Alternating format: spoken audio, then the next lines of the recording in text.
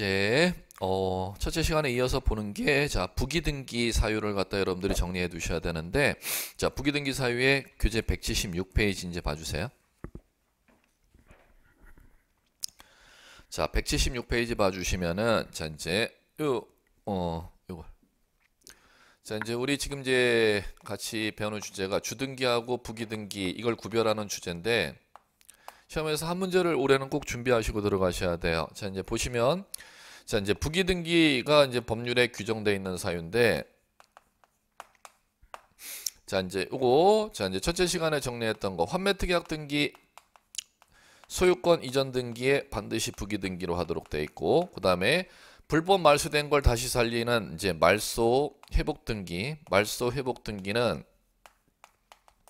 전부 회복할 때는 주등기인데 일부를 말소 회복할 때는 부기등기 하도록 되어 있는 것 첫째 시간에 이제 정리했고, 세 번째 권리 변경 등기하는 때 부기등기로 하는데 주의사항이 권리 변경할 때 아까 전세 금액을 1억에서 1억 3천으로 증액하는 걸 권리 변경 등기라고 해. 그런데 그 권리 변경 등기는 그럼 나중에 전세금을 갖다 증액된 1억 3천을 받으려면 2번으로 써주면 안 되잖아. 1순위로 받으려면 당연히 1번에 덧붙여서 부기등기로 1억 3천을 갖다 기록해야지만이 1억 3천을 1순위로 받을 수 있으니까 권리 변경 등기 부기등기로 하는데, 거기에서 이제 시험에 잘 나는 이유가 만약에 1억 전세 금액을 1억 3천으로 증액하는 데 있어서 2순위 저당권자가 있는 상태에서 증액할 때는 2순위 저당권자가 허락해주는 때에만 그 증액된 금액을 1순위로 받을 수 있다는 겁니다. 그럼 2순위 저당권자가 허락을 해주지 아니하는 때는 3번 주등기로 증액하는 수밖에 없다는 겁니다. 그걸 시험에서 이제 잘 출제하니까 그걸 이제 익히는 걸 첫째 시간에 이제 말씀드렸고,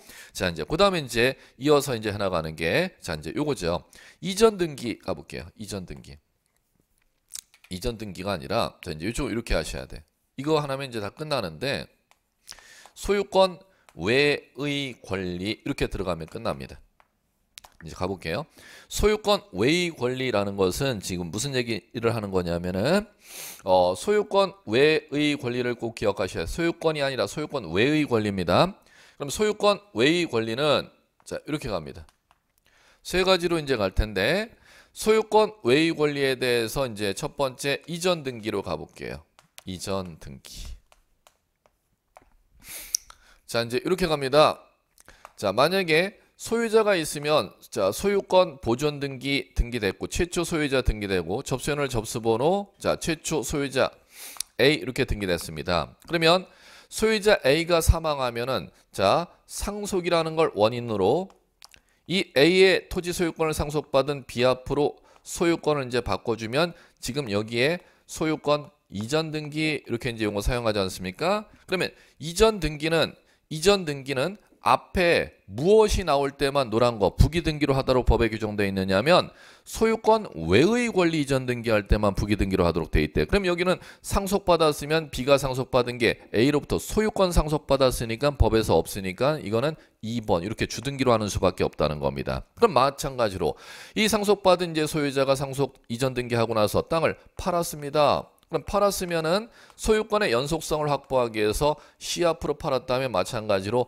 이전된다면은 이렇게 아무런 얘기가 없으니까 소유권 외의 권리가 아니라 소유권 이전 등기니까 이거 3번. 그러면 등기부 갑구에 소유권 이전 등기는 연속성을 확보하기 위해서 반드시 종전의 다음 번으로 이제 등기를 하도록 법에 이제 돼 있는 것이고, 이제 문제는 현재 소유권자 C라면은 을구라는 데에다가 이제 전세권 설정 등기 이렇게 이제 한다는 겁니다. 접수연월일 접수번호 등기원인 설정 계약 전세금 전세기간 생략할게요. 전세권자 D 이렇게 해볼게요. 그러면 보세요. 이 전세권자 D는 누구로부터 전세 들어왔는지를 한번 생각해 보세요. 소유자 C로부터 전세를 들어왔죠. 소유자에게 전세금 줘야 이 땅에 전세 들어올 수 있는 거 당연하잖아. 그러면 소유자로부터 들어온 거니까 소유권 외의 권리자로부터 들어오지를 않았다는 거지. 갑구에 소유자로부터 을구의 재산권이 들어오는 때는 반드시 주등기입니다. 아무런 얘기가 없으면. 그럼 마찬가지 이제 해보죠. C로부터 C에게 일하는 사람이 저당권자라는 건 돈을 빌려줬다는 거죠. 그러면 일하는 사람이 C에게 5천만 원 돈을 빌려주고 5천만 원을 받을 5천만 원 빌려준 채무를 담보하기 위해서 5천만 원 빌려가는 채무자에게 담보 요구하니까 내 땅 담보로 잡힐게 이렇게 이제 담보를 준다는 겁니다. 그러면 일하는 사람 저당권은 재산권을 담보 잡았는데 을구에 있는 재산권을 담보 잡은 게 아니라 갑구의 소유권을 담보 잡았죠. 그러면 힌트. 자, 이제 저당권 설정 등기 이렇게 된다는 겁니다. 그러면 D라는 사람, 일하는 사람의 원리를 보시라는 겁니다. D라는 사람, 일하는 사람은 전세 들어왔고 저당 잡았는데 전세 들어왔으면 누구로부터 전세 들어왔느냐? 갑구의 소유자로부터 전세 들어왔죠. 그러면 소유권 외의 권리자로부터 들어왔다, 소유자로부터 들어왔다. 소유자로부터 들어왔을 때는 아무런 얘기가 없으니까 주등기로. 을구의 이라는 저당권자 소유권 외의 권리인데 이 저당권은 갑구의 소유권을 저당 잡았다는 것이죠. 그럴 때는 반드시 독립된 등기로 들어오도록 되어 있습니다. 그럼 이제 보십시오. 소유권 외의 권리 이전 등기라는 것은 지금 전세권 D가 들어왔으면 전세권자는 전세기간 중에 전세권을 소유자 상관없이 전세권을 타인에게 양도할 수가 있습니다. 그러면 만약에 F라는 사람이 전세권을 갖다가 들어오는데 소유자로부터 들어온 게 아니라 소유자로부터 전세 들어온 D로부터 전세권을 인수해서 들어온다는 겁니다. 그러면 소유권 외의 권리 이전 등기죠. 그러면 만약에 여기에 이제 전세권 이전 등기 이렇게 해버리면 갑구의 C로부터 F가 들어온 게 아니라 을구에 있는 재산권자로부터 이전을 받으면 이전받는 을구의 재산권 번호에 부기번호로 인수를 하여야 나중에 요 사람이 1순위로 보장을 받지 않습니까? 그렇기 때문에 이때는 3번이 아니고 소유권 외의 권리 이전 등기할 때는 을구의 재산권 등기 인수받는 번호에 부기 등기로 이렇게 1-1로 이전을 하도록 돼 있다는 겁니다. 자, 이제 첫 번째 정리할 거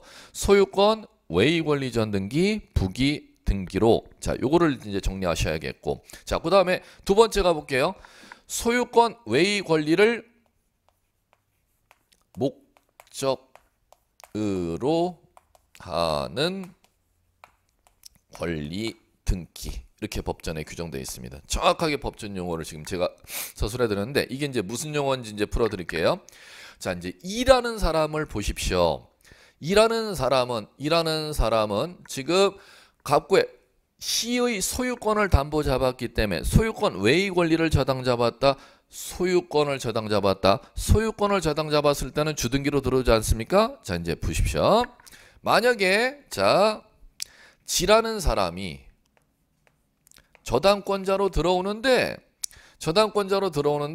저당권자가 G라는 사람은 자 이 E라는 저당권자는 소유권을 저당 잡았기 때문에 2번으로 들어왔지 않습니까? 그런데 만약에 G라는 저당권자는 이번에 자 F라는 사람에게 돈을 빌려주고 저당을 잡을 수가 있습니다. 그럼 F는 지금 누구냐면은 전세권 이전 받았으면 자 이건 이제 지워드려야지.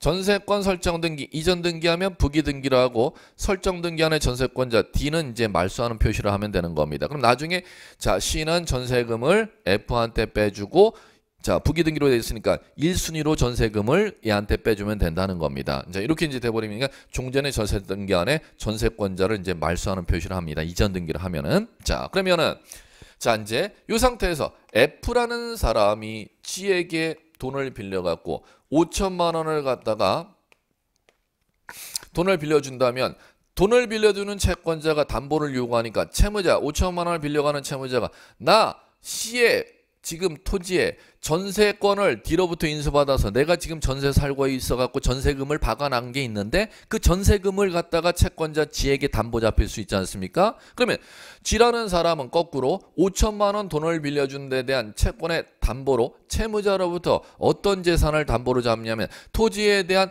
전세권을 갖다가 저당 잡을 수가 있다는 것이지요.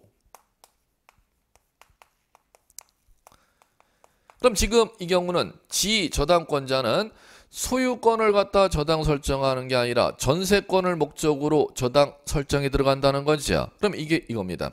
소유권 외의 권리를 목적 요까지 읽어보십시오. 그럼 지금 G라는 저당권자는 전세권이 소유권 이외의 권리지 않습니까? 소유권 이외의 권리를 목적으로 하는 권리 등기라는 용어는 그럼 뭔가 소유권 이외의 권리를 목적으로 하는 저당권이 요 권리에 관한 등기지 않습니까? 그럼 전세권을 목적으로 하는 저당 설정 등기를 하는 거지. 그러면 이 용어가 있는데 이 용어보다는 법전에 나와 있는 이 용어로 그대로 익혀주. 지문이 사례로 나면 이 용어로 날 수가 있지만 법률 용어로 나면은 이 법전에 나와 있는 용어로 그대로 출제하기 때문에 이 용어로 먼저 익혀주시는 게 이제 여러분들한테는 훨씬 더 나을 겁니다. 자, 다시 한번 소유권 외의 권리를 목적으로 하는 권리 등기라는 거 법률 용어가 뭔지 이해 작업을 좀 해주시기 바라고, 요거는 사례로 나면 전세권을 목적으로 하는 저당 설정 이렇게 날 수가 있다는 겁니다. 그럼 여기 이제 여러분들 해보시면 되지. 그러면 요거는 이렇게 하면 되겠죠. 요거를 목적으로 이제 저당이 들어왔으니까 이렇게 1-1-1 이렇게 이제 들어오면 되는 겁니다. 자, 이제 이렇게 이제 하시면 되겠고, 자, 이제 마지막 하나 더 정리하실 거 이제 들어가 볼게요. 자, 하나 더 정리하는 게 소유권 외의 권리를 목적으로 소유권 외의 권리에 대한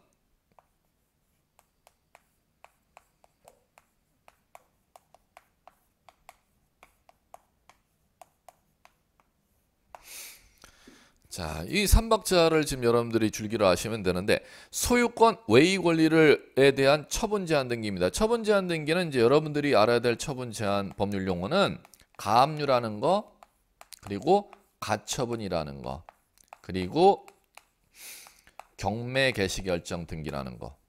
세 가지 처분 제한 법률 용어만 아시면 돼요. 세무서에서 하는 압류나 시군구청에서 하는 압류라는 것은 용어는 뭐 여러분들이 써야 될 용어는 아니고 법무사 시험에서 필요한 용어고, 여러분들이 아셔야 될 이제 처분 제한 용어는 이런 거. 압류, 가압류, 경매 이런 걸 이제 얘기하는데, 그러면 압류라는 용어나 가압류, 가처분, 경매라는 용어가 나오는 걸 법률 용어는 처분 제한 등기라고 한다. 그러면 이제 지금 노란 게 법에 규정된 사유지 않습니까? 뭐를 목적으로 하는 처분 제한 등기는 법에서 부기 등기를 하도록 법에서 규정되어 있냐면 소유권 외의 권리를 목적으로. 자, 이제 가보자는 것이죠. 자, 그럼 여기에서 우리 가압류 들어가 볼게요. 가압류는 자, 이제 요 시가 있습니다. 그러면 시라는 사람에게 지금 I라는 사람이 자, 시에게 5천만 원을 갖다가 빌려줬는데 5천만 원을 갖다가 갚지를 않으면 채무자가 지금 5천만 원 빌려간 채무자 5천만 원을 갚지 않으면 채무자가 재산이 있는지를 찾아봤더니 지금 채무자가 땅이 있는 걸 갖다 찾아냈죠. 그러면 I라는 사람은 법원에 찾아가서 채무자의 재산 가압류 좀 잡아놓고 싶습니다. 왜 가압류 잡았는데? 이렇게 이제 법원에서 이제 물어보니까 서면으로 물어보겠지 뭐. 물어보니까 채권자 I는 채무자가 5천만 원을 빌려갔는데 5천만 원을 갚지 아니합니다. 그러면 나중에 내가 5천만 원을 갖다가 받을 수 있다는 것을 법원에서 확정 판결을 받으면 채무자의 재산을 강제 경매에 붙여서 경락대금에서 5천만 원 채권을 받아내고자 채무자의 재산 처분하지 못하도록 좀 막아놓고 싶습니다. 그게 가압류 신청입니다. 그럼 법원에 가서 가압류 신청을 채권자가 하면 법원에서 가압류 결정을 떨어뜨리면 가압류 결정을 내린 법원에서 등기소로 가압류 등기해달라고 촉탁이 들어갑니다. 그러면 채무자의 가압류 신청에서 채무자의 가압류 신청을 받은 법원에서 관할 등기소로 가압류 등기 촉탁이 들어가면 자, 이제 가압류 등기가 배당이 여기 떨어지지 않습니까? 그러면 여기에는 소유권을 가압류, 소유권 외의 권리를 가압류, 소유권을 가압류 들어온 거니까 노란 거에 배당이 처분 제한 등기가 안 떨어지죠. 그럼 당연히 이렇게 4번 가압류 접수연을 접수번호 이 가압류 결정을 내린 법원과 가압류 결정 번호가 여기 이제 매겨지겠고 가압류 채권액 5천만 원 그리고 처분 금지 내용 가압류 권리자 I 이렇게 등기된다는 겁니다. 그럼 이거 왜 가압류 처분 제한 등기대 4번으로 했을까? 주등기로 했을까? 법에 없으니까 주등기란 겁니다. 그럼 만약에 지금 똑같은 상태에서 일하는 사람에게도 마찬가지 일하는 사람에게도 돈을 받을 수 있는 채권자가 있다면 일하는 사람에게도 가압류라는 게 들어갈 수가 있지 않습니까? 일하는 사람에게 돈을 받을 수 있는 사람은 일하는 사람이 지금 돈을 갚아야 되는데 돈을 갚지를 아니하고 이 지금 누구냐 C에게 돈을 빌려주고 이 땅을 갖다가 담보 잡아놨죠. 그러면 당연히 E에게도 가압류가 들어갈 수가 있다는 겁니다. 그럼 이 경우는 가압류라는 게 소유자에게 들어간 게 아니라 소유권 외의 권리자를 목적으로 가압류를 들어갈 때는 법에 있지 않습니까? 뭐로 하라고?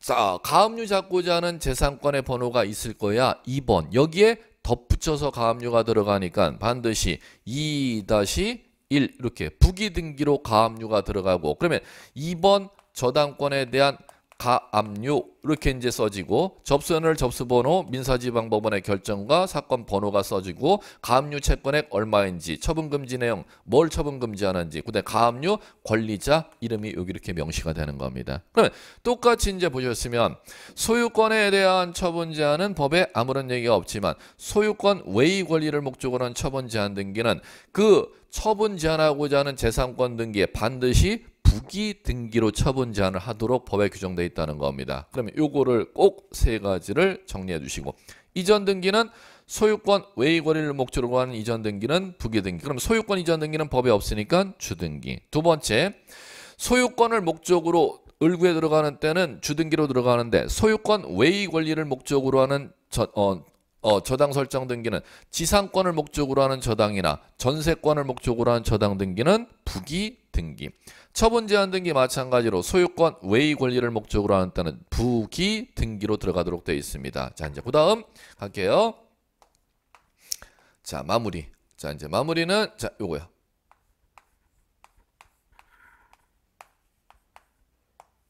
제일 많이 나오는 것도. 자, 특약이 나오면은 다 부기등기입니다. 특약 이 글자를 꼭 기억해 두시면 돼요.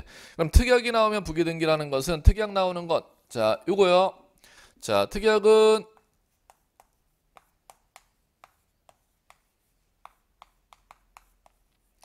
권리 소멸에 관한 특약을 할 수가 있고요. 자, 그 다음에 또 하나는 공유물 분할 금지 특약을 할 수가 있고, 자, 두 가지는 다 법률 용어. 자, 힌트 모르시면 힌트만 얻으시면 되는데 특약이라는 단어를 쓸 겁니다. 권리 소멸에 관한 특약이나 공유물 분할 금지, 공유물 불분할 금지 특약이라고 용어를 사용합니다. 이것도 이제 잘 출제하니까. 특약은 그 재산권 등기에 반드시 부기 등기로 특약 내용을 등기하도록 법에 정해져 있다는 것입니다. 이렇게 이 정도가 부기 등기로 시험에 출제되는 법률에 규정된 사유니까 이 정도를 이제 정리해 주시기 바라고. 자, 됐습니다. 자, 이제 이렇게 정리하셨으면 이제 178페이지 이제 지문 마무리. 자, 하단에 양가로 3 부기등기 효력. 부기등기 순위는 주등기 순위해야 한다. 형광펜. 부기등기 상호간의 순위는 그 등기 순위에 의한다. 그대로 형광펜. 자, 이제 갑니다. 자, 형광펜 키워드 치셨으면 이해 작업. 자, 이제 이렇게. 자, 만약에 2의 1 이렇게 기록되어 있는 게 부기등기지 않습니까? 자, 그럼 이게 2의 1 이렇게 기록되어 있는 걸 부기등기라고 하는데, 부기등기 순위에는 주등기 순위한다는 것은 요 2번 순위를 주장할 수가 있다는 겁니다. 앞에 2번 숫자를 주등기, 뒤에 1번을 부기 이렇게 부르는데 2의 1로 권리가 부기가 부여되어 있는 사람은 2번 순위를 주장할 수가 있다. 이걸 법률용어로 부기등기 순위는 주등기 순위해야 한다 이렇게 부르는 겁니다. 또 하나 키워드 친 게, 자, 같은 부기등기 2의 1, 그 다음에 2의 4, 같은 2번 안에 부기가 1번, 부기 4번이 붙어 있지 않습니까? 이거를 같은 부기등기 상호간이라고 하는 겁니다. 같은 부기등기 상호간에는 뒤에 1번, 4번을 부기한 순서지요. 요거를 갖다가 요거 갖고 1번, 4번 이걸 갖고 순위를 가리도록 되어 있습니다. 요걸 법률용어로 이제 이해하셔야 되는데, 내용을 이해했으면 법률용어로 접근 작업을 실무하시면 뭐 여러분 상관이 없는데 시험을 봐야 되니까 이 뒤에 거를 갖다가 법률용어로 볼 때 뭐라고 부르냐? 그 등기한 순서 이렇게 부릅니다. 같은 부기등기 상호간에는 그 등기한 순서에 따른다 이렇게 되어 있어요. 그 등기한 순서 이렇게. 자, 이제 여기까지 익혀주시기 바라고. 자, 두 번째 문장이 있습니다. 자, 이제 그거 중요해요. 형광펜 잡으셔야 돼요. 주등기가 말소되면 부기등기는 등기관이 직권 말소한다. 형광펜. 주등기 말소 형광펜, 부기등기는 직권 말소 형광펜 치시고, 자, 주등기 말소 형광펜 치셨죠? 거기에다 두 글자 쓰세요. 신청.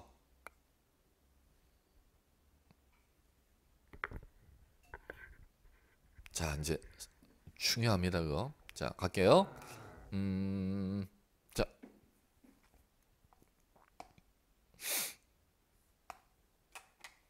여기 있다.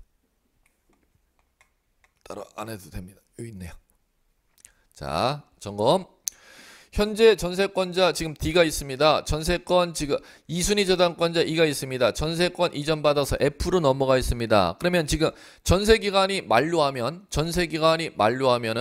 소유자 C는 전세금을 갖다가 말소되어 있는 전세권 설정자 지금 말소되어 있는 D에게 빼주겠습니까? 이전받은 F에게 빼주겠습니까? F에게 전세금 빼주죠? 전세권 이전받아서 이 사람이 나머지 자녀 전세기간 살았으니까 C라는 사람은 지금 F에게 전세금을 빼준다는 겁니다. 그러면 자 이제 볼게요.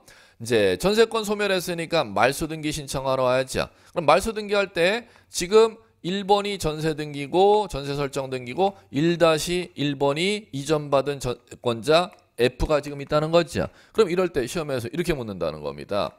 전세권 말소 등기 신청은 1번 말소해야 됩니까? 이전받은 전세권 이전 등기를 말소 신청해야 됩니까? 이렇게 시험에서 묻습니다. 이게 이제 완전 실무 얘기로 들어갑니다. 전세권 원래 세입자는 D가 들어왔는데 전세 살다가 F한테 넘겨갖고 나머지 자녀 기간을 얘가 인수해갖고 살아갖고 집주인은 지금 F에게 전세금 빼줬잖아. 그래갖고 전세권이 소멸했을 때는 자, 1번은 전세권 말소 등기를 해야 되는지 이전받은 1-1번에 F의 전세 이전 등기를 말소 신청해야 되는지 이거를 갖다가 시험에서 묻습니다. 자, 갑니다. 1번 요거를 갖다 말소.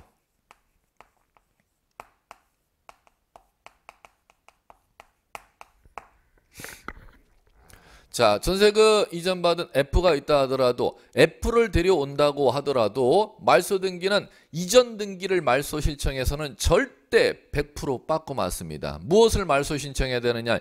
1번 D의 전세권 설정 등기를 누구의 협력을 얻어서 말소 신청한다?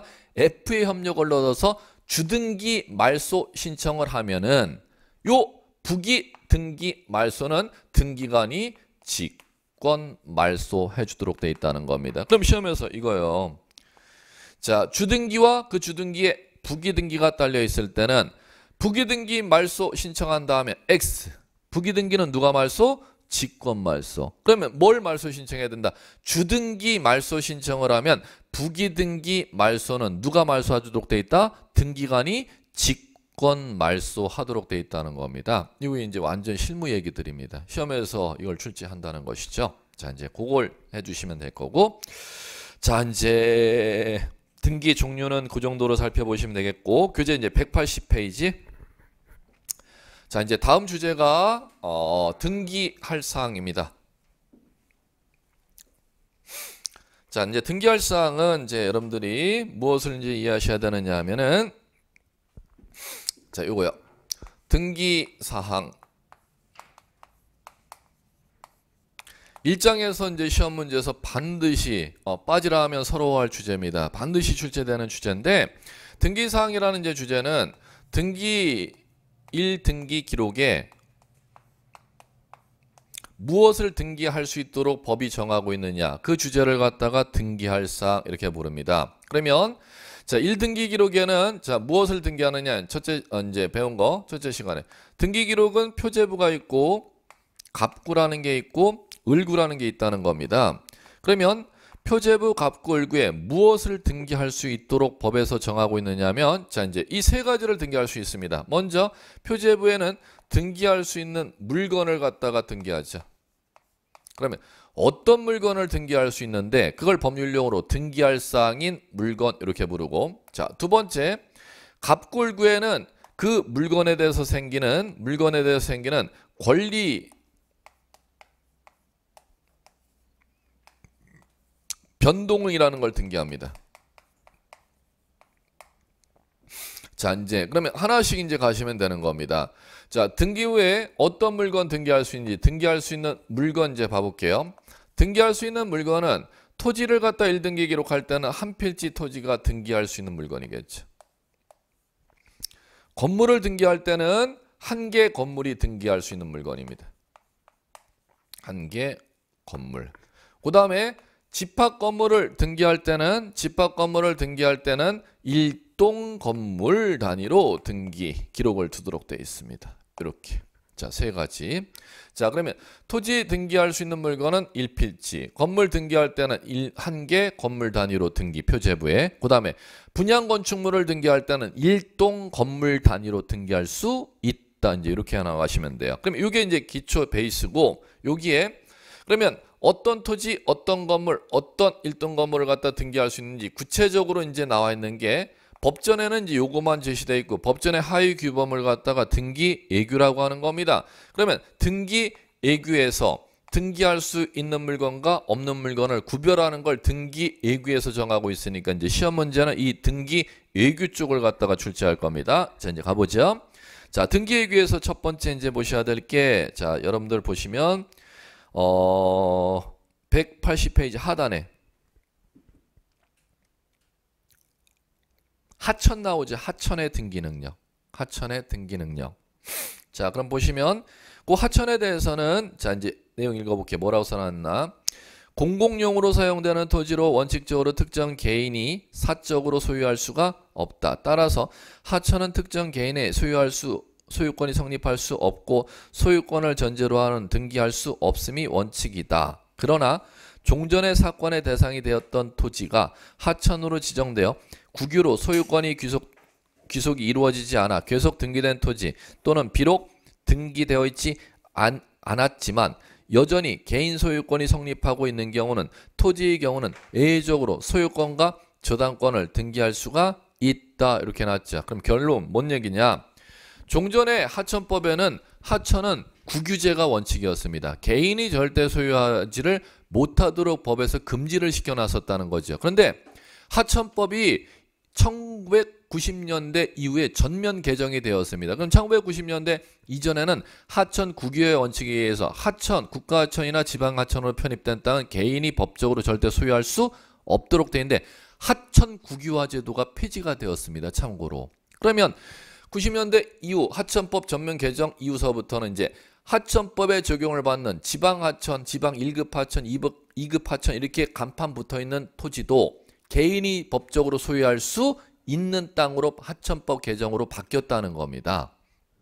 그러면 등기부에도 개인이 소유할 수 있으니까 거래가 된다면 소유권, 저당권을 등기할 수 있도록 법에서 만들어 놨다는 거죠. 그런데 자, 하천법에 적용을 받기 때문에 소유권에 대해서는 소유권 행사할 수가 있지만 공용 제한이라는 것을 갖다가 받기 때문에 용익물권 설정은 법에서 금지하도록 제한을 걸어놨습니다. 그럼 용익물권이 지금 무엇이냐 하면은, 자, 그 교재에서 그 얘기를 갖다가 안 해놨네. 시험은 빠졌네. 결론은. 자, 할게요. 자, 그럼 결국 하천법에 적용을 받는 하천에 대해서는 하천법 전면 개정에 의해서 거래가 가능한 땅이기 때문에, 자, 소유권, 저당권은 등기할 수가 있지만 공용 제한을 받기 때문에, 자, 이게 이제 시험 문제입니다.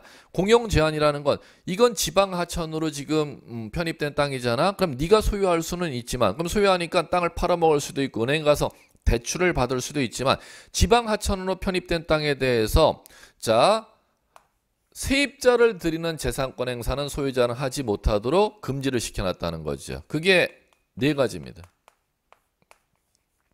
지상권, 지역권, 전세권, 임차권 네 가지에 대해서. 그러면 토지, 하천법에 적용을 받는 토지에 대해서는 소유권, 저당권 행사는 가능해도 지상권, 지역권, 전세권, 임차권 행사는 가능, 불가능, 불가능. 요걸 시험 문제, 결국 시험 문제만 빼먹고 교재가 나와 있는데 요걸 좀 메모해 두시기 바래요.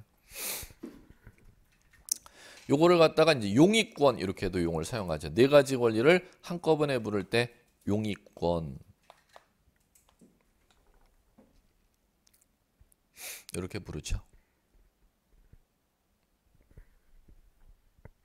그 다음에 자, 이제 하천에 대해서는 그러면 요거를 출제할 겁니다. 하천이라는 지문 나오면 하천 한 필지 토지니까 하천도 등기해 주지. 그럼 등기해 주니까 소유권도 가능하고 저당권도 가능한데, 하천법을 적용받는 지방하천에 편입되었기 때문에 지상권, 지역권, 전세권, 임차권을 행사하지 못한다는 공용 제한은 받도록 돼 있다는 겁니다. 그러면 뭐를 등기 못한다를 꼭 기억해 두시기 바랍니다. 용의권 행사는 하지 못한다. 이렇게 여러분들 정리하시면 될 겁니다. 그 다음에 181페이지 이제 건물 쪽에 이제 등기 해주는 거 불가능한 거 예규들 그거는 이제 교재 여러분들 182페이지로 보세요.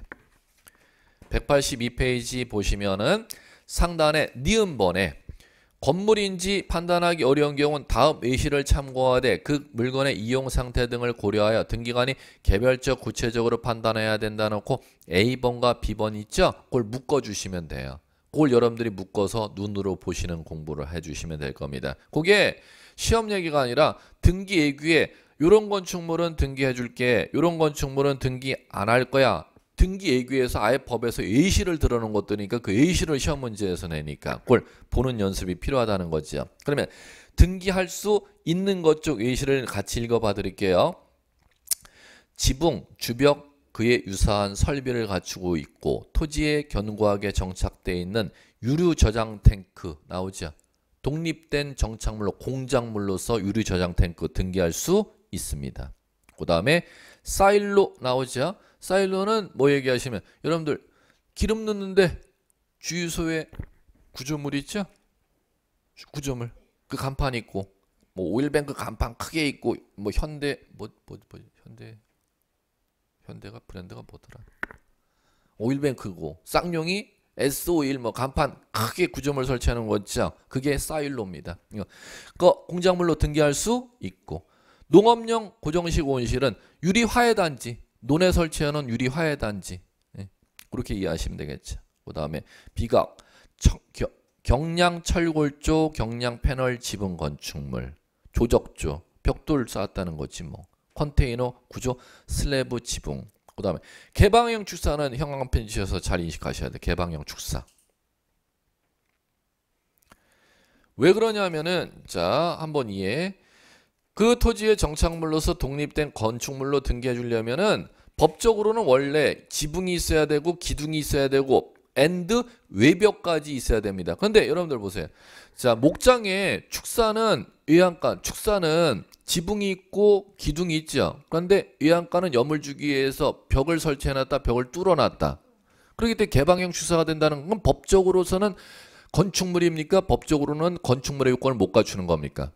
못 갖추죠. 지붕, 기둥, 외벽이 있어야 되니까 법적으로 민법적으로는. 그런 개방형 축사는 예외 법률을 제정해야 등기할 수가 있다는 거죠. 개방형 축사를 독립적으로 예외적으로 등기할 수 있도록 법을 개방형 축사에 관한 법률이라고 따로 만들어 놨습니다. 예, 그렇기 때문에 개방형 축사도 외벽은 없지만 등기할 수 있도록 법률을 따로 제정해 놨다는 거. 이렇게 이제 보시면 돼요. 그래 놓고 나서 B번에 이제 그 등기 능력이 없는 건축물을 갖다가 이제 같이 여러분들이 눈으로 읽는 작업하시면 될 거예요. 어쩔 수가 없어요. 귀찮아도 눈으로 읽는 작업하셔야 되니까. 그다음에 4번 집합 건물의 등기 능력 이렇게 나와 있습니다. 그러면 자 이제 정리. 집합 건물의 등기 능력은 자 이렇게 정리하시면 돼요. 집합 건물에 대해서는 여러분들 민법에 집합 건물 소유 및 관리에 관한 법률인데 집합 건물의 이제 구성을 아시면 돼요. 전유 부분이라는 용어가 있고요. 공용 부분이라는 용어가 있고 이렇게 구분을 하셔야지. 공용 부분은 다시 구조상 공용 부분이 있고요. 규약상 공용 부분이 있고요. 자, 그러면 자 갑니다. 요거는 자 아파트에 101동에 자 101동에 307호에 할까? 아파트 무슨 아파트는 생략할게요. 101동에 307호 출입구 열고 들어가서 부분을 전유 부분 이렇게 대입하시면 돼요. 자, 내 아파트 307호 등기돼 있나 안 돼 있나 이렇게 여러분들 질문 던지시면 돼요. 문답법으로. 내 아파트 307호 등기 띄어지잖아. 그러면 307호 등기 되어 있지. 이렇게 동그라미 하시면 등기 능력이 있다. 이렇게 등기할 사항이다. 그 다음에 자 구공용 부분죠. 구조상 공용 부분은 자 여기 연상하시면 301호까지 올라가려면 엘리베이터가 있어야 되잖아.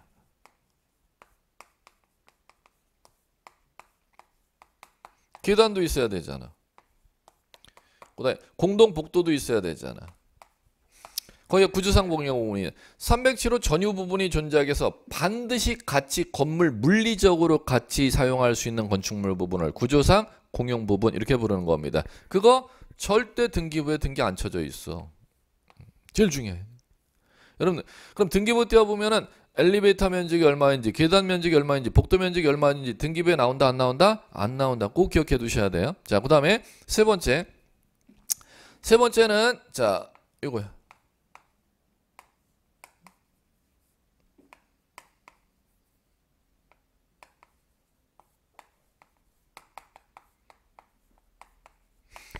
(1층에) 현관 출입구 열고 좌측에 101호가 있는데 101호는 그 아파트 주민들이 휘트니스 시설로 이용하는 거예요. 휘트니스 시설로. 그러면 자 101호는 원래 지금 307호와 똑같이 분양할 수 있는 데임 분양할 수 없는 데임.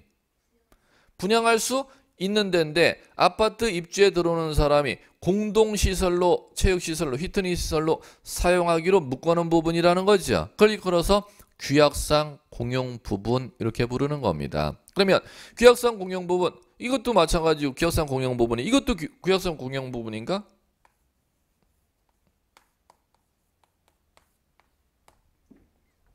노인정. 그 다음에 자 여기도 규약상 공용 부분인가요?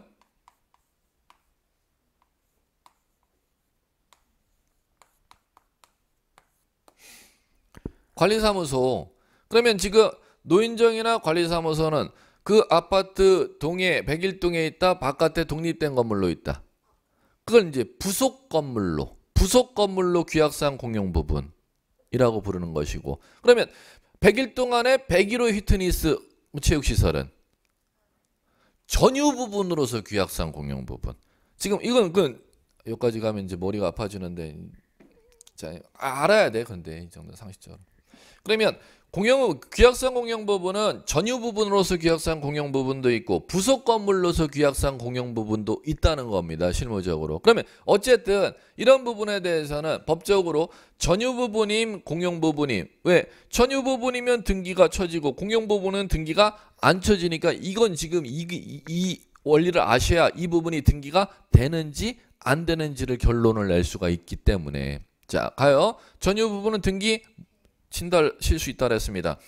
공용 부분은 등기 칠 수 없다 그랬어요. 그럼 규약상 공용 부분을 많이 아무리 하셔야 여기 시험 문제가 끝난다는 겁니다. 규약상 공용 부분 등기 칠 수 있다. 왜? 규약이라는 게 만약에 없었다면은 101호 뭐로 가는 거예요? 1로 가는 거잖아. 배당이. 전유 부분으로 가는 거잖아요. 규약이 없었다면. 그런데 규약을 체결했다는 건 이거 휘트니스로 분양받는 사람이 같이 사용하기로 묶었다는 거 아니에요. 그럼 원래 성질은 규약이 없으면 전유 부분의 성질이기 때문에 등기할 수 없다가 아니라 등기할 수 있다. 그럼 시험에서는 이걸 제일 많이 묻는다는 거죠. 근데 세 개를 다 알아두셔야 돼요. 전유 부분은 등기할 수 있음. 구조상 공용 등기할 수 없음. 규약상 공용 등기할 수 있음. 자, 그러면 자 규약상 공용 부분 이제 했어요. 등기할 수 있다면은 더 어렵게 가볼까요? 근데 이 정도가 이제 시험에서 나오는 실무 얘기들이기 때문에 자 표제부 만들어주죠. 갑구 만들어주지요. 그 다음에 표제부에 자 부동산 표시 등기하죠. 그 다음에 갑구에 소유권 보존 등기하죠. 그런데 이거 규약으로 이제 휘트니스로 같이 사용하기로 만들어놨죠. 그럼 소유권 보존 등기를 뭐 해야 돼요? 이 휘트니스 이제 규약을 폐지하기 전까지 이제 거래가 안 되니까 소유권 보존 등기를 말소 처리해 놔야 돼. 그럼 말소하고 표제부에 부동산 표시에 관한 사항 등기해놨죠? 그럼 이 부동산 표시는 등기가 이제 거래가 되는 건축물 규약에서 이제 거래 못하는 건축물. 거래 못하는 건축물이라는 걸 꼭 표시해야죠. 그걸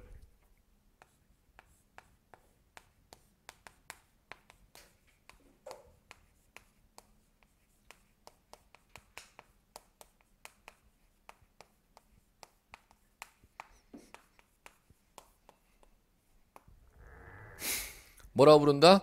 규약상 공용 부분이라는 뜻이라고 부릅니다. 그럼 규약상 공용법이라는 뜻을 어디에 등기합니까? 이게 시험 문제입니다. 어디에 등기한다? 표제부에 등기하도록 되어 있습니다. 그 다음에 갑구에는 자 소유권 보존 등기하고 나면 시행사 앞으로 소유권 보존 등기한 후 그 다음에 그걸 뭐 처리한다? 말소. 왜 이제 이 규약을 없애기 전까지는 이거 아파트 입주한 사람이 휘트니스로 사용하되니까 거래가 안 되잖아. 규약을 폐지시키기 전까지는. 그러니까 건축물 표시를 표제부하고 이거는 휘트니스 사용하는 거야. 규약에서 휘트니스 사용한다는 뜻을 기재하고 그 다음에 표제부에는 시행사 앞으로 보존 등기하고 소유자를 그대로 냅둔다. 소유자를 없애버린다. 왜 이건 같이 공용하는 건축물이기 때문에 그 보존 등기를 말소 처리한다는 겁니다. 그럼 등기 기록이 뭐와 뭐가 남아있다? 표제부와 갑구가 이제 남아있는 겁니다. 그럼 이제 시험 하나 더 갑니다. 이 정말 많이 났어요. 자, 규약이라는 걸 나중에 폐지하죠. 그럼 규약을 폐지하면은 공용 부분으로 풀리는 거예요? 아니면 전유 부분으로 이제 풀려버리는 거예요? 규약을 폐지해버리면 나중에 아파트 입주 때 회의 열어서 규약을 3분의 2 동의 열어서 폐지시켰어. 그러면은 전유 부분으로 풀리는 거예요? 공용 부분으로 풀리는 거예요? 전유 부분으로 풀리죠. 그럼 거래가 규약을 폐지하면 거래가 이제 된다는 거예요? 안 된다는 거예요? 된다는 거죠.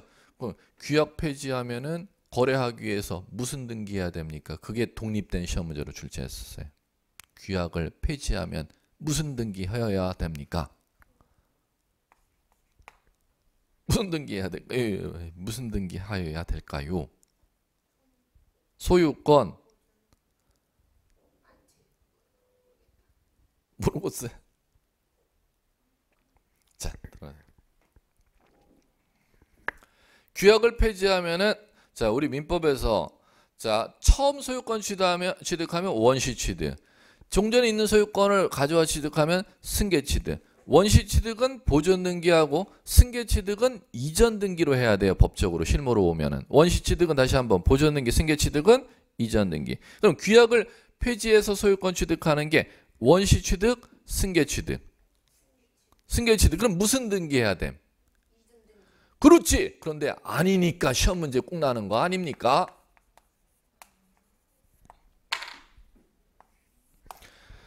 승계 취득인데 승계 취득이라면 이전 등기를 해야 될 텐데 무슨 등기를 하도록 특칙을 만들어 놨대요?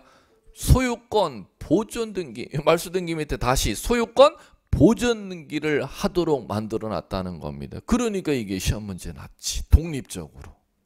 승계 취득이라면 이전 등기해야 될 텐데 이전 등기 안 하고 무슨 등기한다? 보존 등기하는 것입니다. 이렇게. 자, 참고로 말씀드리면 이쪽 지금 주제들이 실무에서 제일 어려운 주제들이기 때문에 지금 중개사 공시법령 등기법 시중 출판사의 교재로 오류가 없는 교재가 단 한 권도 없습니다. 100% 전부 다 오류로 되어 있습니다. 이렇게 되어 있어요. 자, 들어보세요. 규약상 공용 부분에 대해서는 표제부만 맹근다. 한번 시중교재 심심하시면 서점에 가서 검증해 보세요. 제 얘기를. 단 한 권도 빠지지 않고 오류가 다 돼 있어요. 단 한 권도 시중의 모든 교재가. 실무 얘기를 따라갈 수 있는 지금 교재가 없습니다. 예. 무슨 표제부만 돼 있어. 규약상 공용 부분에 대해서는 표제부만 돼 있어요. 갑구도 있어요. 갑구도 있어. 근데 그 갑구에 소유권 보존 등기 기록을 말소하는 기록을 갑구에 담고 있어. 그리고 표제부에는 자 부동산 표시 등기하고 뭐 뜻을 꼭 기록해야 돼. 이게 시험 문제네요. 뭐를 등기하는데요? 이 건물 표시는 규약에 의해서 공용 부분으로 묶어놓은 거야라는 뜻을 반드시 어디에 등기해요? 표제부에. 요까지는 아셔야 돼요. 시험 문제. 그 다음에 규약을 폐지해버리면은 승계 취득임에도 불구하고 보존 등기 안 해요? 무슨 등기 해야 돼요? 이전 등기 안 해요. 소유권 보존 등기합니다. 그럼 이거 하고 이거 이해하고 났으면 결론. 시험에서 나는 키워드는 꼭 잡으셔야 돼요. 규약상 공용법이라는 뜻 어디에다 등기? 표제부에. 규약 폐지하면 승계 취득인데 이전 등기하는 게 아니라 무슨 등기? 소유권 보존 등기. 이 두 가지라도 꼭 잡아주세요.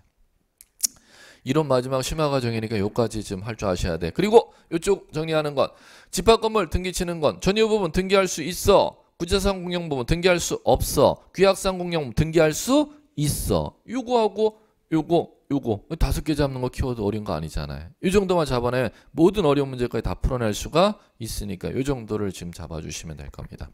자, 됐고요. 자, 그다음에 넘겨보세요. 184페이지.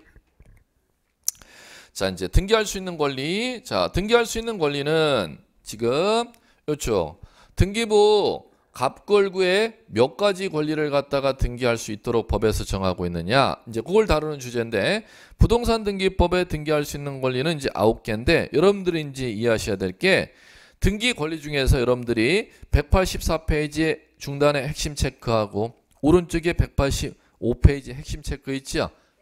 예. 그럼 오른쪽 185페이지 핵심 체크 그 그림 2개를 이해하시면 시험 문제는 다 풀어나갈 수가 있습니다. 자, 이제 갑니다. 자, 185페이지 상단의 핵심 체크 그림, 하단의 핵심 체크 그림 2개를 갖다 비교해서 말씀드릴게요. 시험 집중 공략하시면 되고 반드시 나오는 주제니까. 자, 갑니다. 자, 이제 요거 이제 이해 들어가 볼게요. 토지 건물의 소유권이라는 권리 이제 여러 가지 권리를 등기할 수 있지 않습니까? 그럼 이제 가볼게요. 2가지 주제가 이제 무슨 얘기냐면은 첫 번째 이제 주제는 이게 노량진동 10번지 필지 땅. 자, 두 번째 주제 똑같아요. 노량진동 10번지 필지 땅이 있어. 이렇게 이제 여러분들이 가정하시면 돼요. 그래, 노량진동 10번지 필지 땅이 있는데 이게 300제곱미터인데 300제곱미터에서 지금 동쪽에 요쪽에 80제곱미터가 있다는 겁니다. 그럼 10번지 필지 300제곱미터 중 80제곱미터는 한 필지가 300제곱미터. 그럼 300제곱미터 중 80제곱미터는 뭐라고 법률 용어로 부를 거냐면 부동산의 특정 일부라고 부르는 겁니다. 이걸 뭐라 부른다? 부동산의 특정 일부. 시험 지문에 나올 땐 요거를 자 이제 갈게요. 갑이라는 사람이 소유하고 있어. 이제 이렇게 갑니다. 갑이라는 사람이 소유하고 있어. 첫 번째 형태는.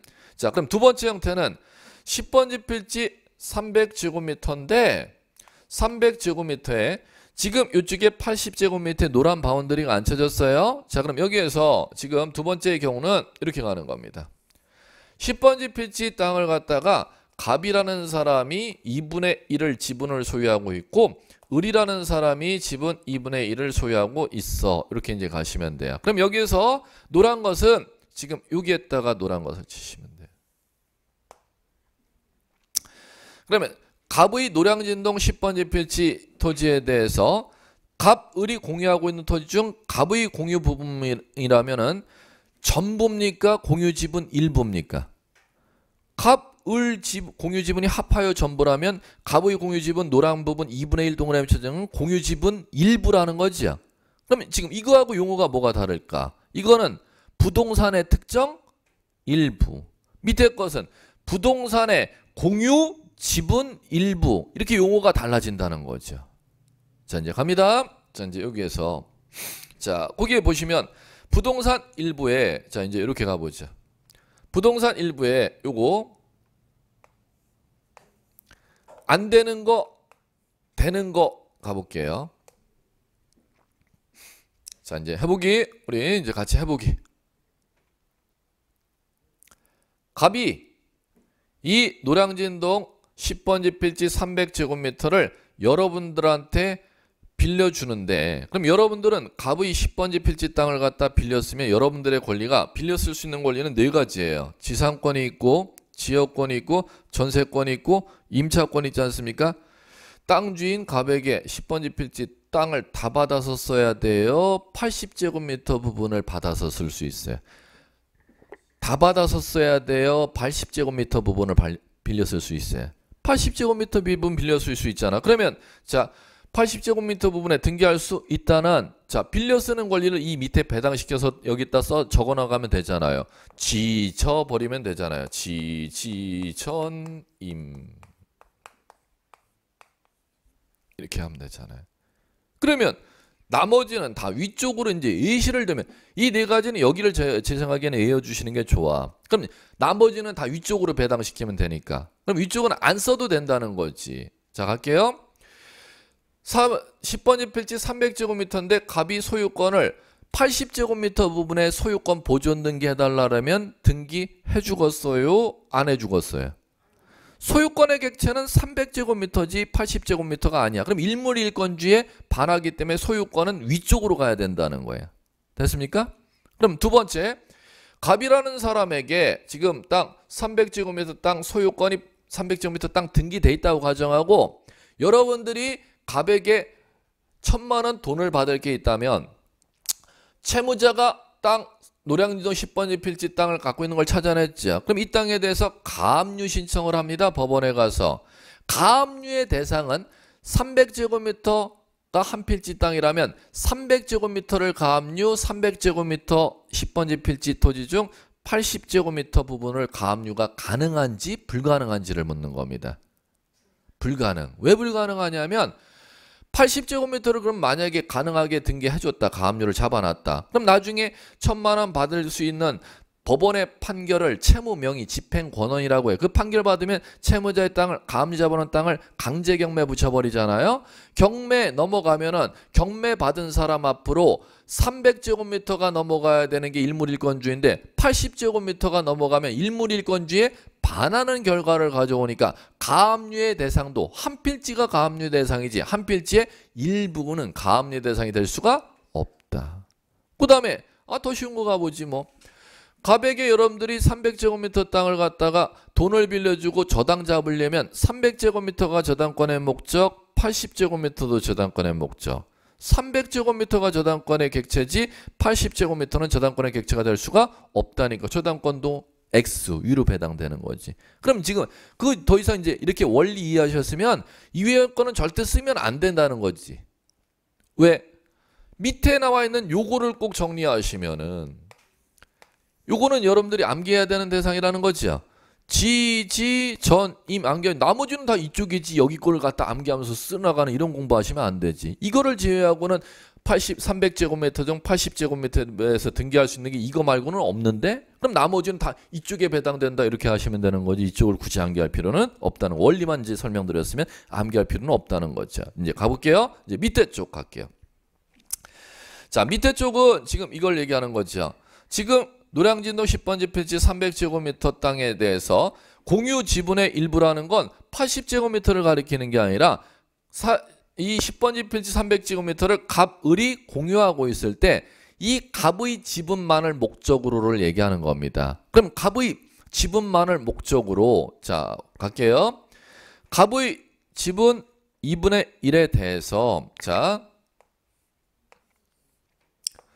되는 거 안 되는 거 되는 거를 갖다가 변별하셔야 되는데 자 이제 갈게요. 자 여기서 여러분들이 정리하실 것은 자 요겁니다. 이번에는 자 이쪽은 부동산의 특정 일부에 대해서는 요 되는 쪽을 정리하라 그랬잖아요. 여기에서는 이제 거꾸로 이쪽을 정리해야 돼. 안 되는 거.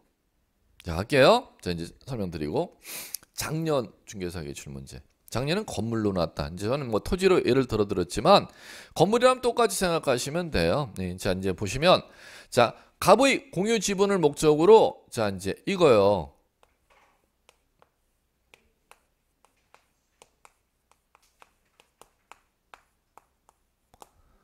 야 지금 그럼 이것 때문에 시험에 매년 나는 거 아니야. 지지자님이 어디로 가느냐에 따라 되는 게 있고 안 되는 게 배당이 있기 때문에 이걸 갖고 매년 출제를 한다니까요. 뭐가 이렇게 중요한지는 모르겠는데 이걸 갖다 출제하니 매년 출제한다는 겁니다. 그럼 해볼게요. 10번지 필지 300제곱미터 노량진동 토지에 갑의 공유 지분 2분의 1을 목적으로 전세 계약 체결할 수 있음 없음? 없음. 갑의 노량진동 10번지 필지 300제곱미터 중 갑의 공유 지분을 목적으로 지상권 설정할 수 없음. 지역권 설정할 수 없음. 임차권 설정할 수 없음. 즉, 뭔 얘기냐? 지상권, 지역권, 전세권은 땅, 지분을 빌려 쓰는 게 아니라 이 토지 자체를 빌려 쓰는 거리라는 겁니다. 그럼 토지에 대한 공유 지분은 지상권의 객체가 될 수가 없음. 전세권의 객체가 될 수 없음이라는 겁니다. 이건 꼭 기억해 주시기 바랍니다. 자, 그 다음에 자 이제 또 하나 주의해야 될 거가 있어요. 자, 소유권 여러분들 아시죠? 그럼 소유권은 최초 소유권 등기하는 걸 무슨 등기야? 보존 등기 들어보셨죠? 그럼 보존 등기는 갑, 을이 최초 소유자가 둘이라면 갑의 지분만 보존 등기하면은 등기 해주겠음 안 해주겠음? 안 해주겠음 등기 해주겠음? 보존 등기 해주겠음? 아니요. 아니에요.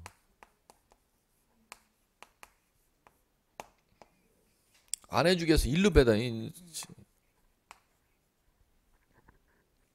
안 해주겠음. 거기다 써놓고 지금 찾아냈네. 자, 그 다음에 자 할게요.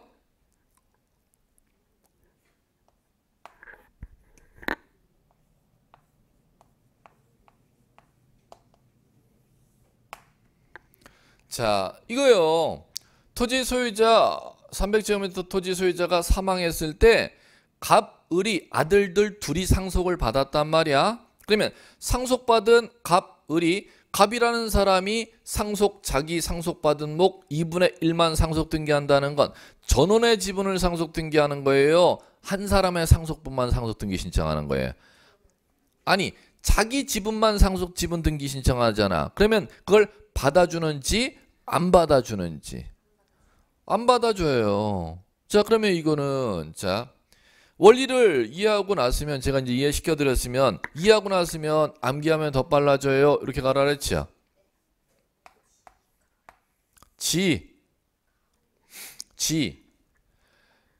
갑의 지분을 목적으로서는 보존 등기, 상속 등기 가능 불가능? 불가능. 그러면 보존 등기, 상속 등기는 공유 관계일 때 갑의 지분만 하래요. 전원의 지분, 을의 지분 것까지 같이 표시해야 등기해준대. 같이 표시해야 등기해준다는 겁니다. 그래갖고 요 두 가지는 어디로 가야 등기해준다는 거예요. 이 두 가지는 갑과 을의 지분, 전원 지분을 표시해야 등기해줄 수가 있다 그랬죠?